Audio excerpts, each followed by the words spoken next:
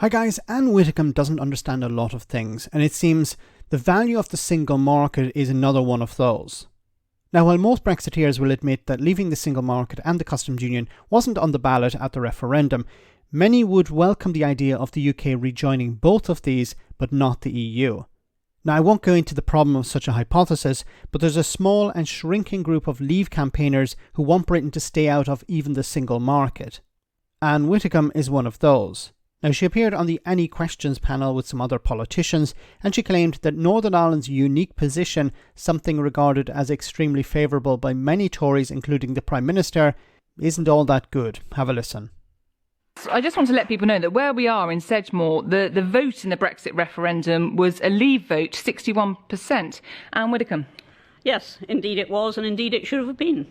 And what do you mean it should have been, Anne? What do you mean it should have been? Exactly you what don't I've get to tell just said. voters something should be, and that's just it. No, you get to tell us what you think this great Brexit's for. Well, you keep saying we need to make the best of Brexit. And if you stopped interrupting, I might tell you. This is your third go, I might actually this tell is you. your third answer to this question. So actually, I think you've done all right for time. Anne, right, okay. Anne, briefly. Yes, thank you. Well, fairly quickly.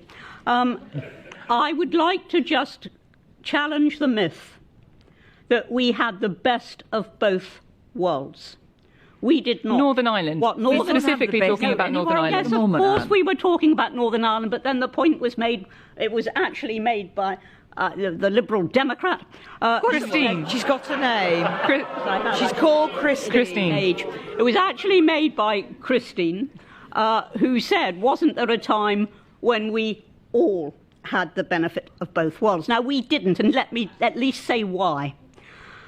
We didn't because what Northern Ireland has now got is the single market, if you really regard that as a benefit, and part of being a sovereign UK. We did not have the best of both worlds because we were not a sovereign state, and we were actually longing to get out of the single market because we were not. Having served 7 years as a minister, I saw when our law clashed with theirs, we had to give way every single time. Okay. I saw it. Oh my goodness. Okay, so first of all, businesses in Northern Ireland understand the value of being in the single market when it comes to goods. Businesses in Great Britain understand the value of being in the single market for Northern Ireland.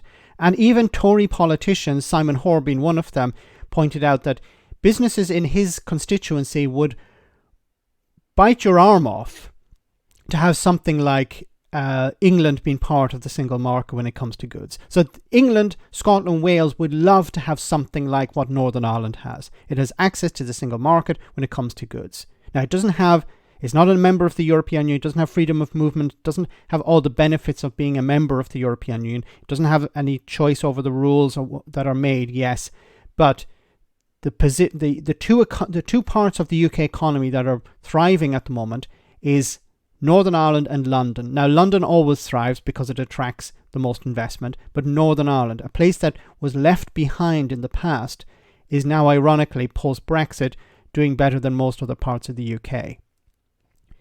So this is a pile of crap that Ann Widdecombe is talking about, the single market not being a benefit. Northern Ireland is doing better because it's part of the single market. Remember, because of when it comes to goods.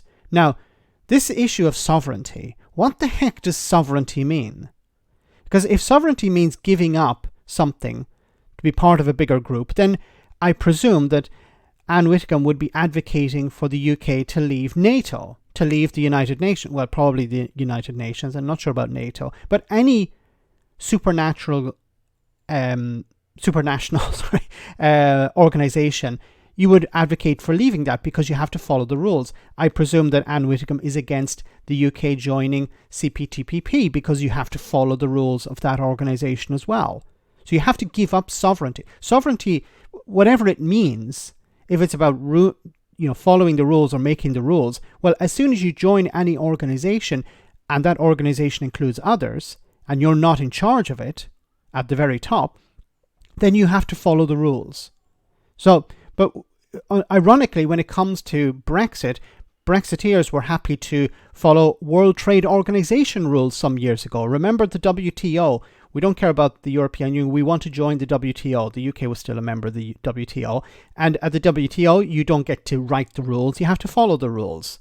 So this thing about sovereignty doesn't make any sense. But Parliament, back in 2020, Parliament stipulated that it is sovereign. Parliament is sovereign. So this issue of sovereignty is ridiculous. It doesn't make any sense. The UK was always sovereign. And when you join an organisation, you have to follow those rules. If you don't want to be part of that organisation, you don't want to follow the rules, then you leave, yes. But it doesn't affect your sovereignty. Let me know in the comment section, guys, what you think. As always, your comments are greatly appreciated. Thanks a lot.